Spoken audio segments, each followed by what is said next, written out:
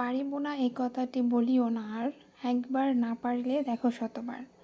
সত্যিই তাই। আমরা কোনো কাজ একবার দুবার না পারলে সেটার হাল ছেড়ে দিই, বাট কখনো সেটার হাল ছেড়ে দেওয়া উচিত নয়। একটা জিনিস পারছি না, কনফিডেন্স সহকারে করে দেখুন, অবশ্যই সেটা করতে পারবেন। আমাদের পবিত্র মাহে রমজান মাসে আমরা সকলে ম্যাক্সিমাম বাজার থেকে ইফতার কিনে খাই, কিন্তু আসলে বাজার থেকে না কিনে যদি একটু সময় নিয়ে বাসাতেই সব কিছু তৈরি করা যায়, তাহলে কিন্তু সেটা আরও অনেক সুন্দর এবং হেলদি হয়।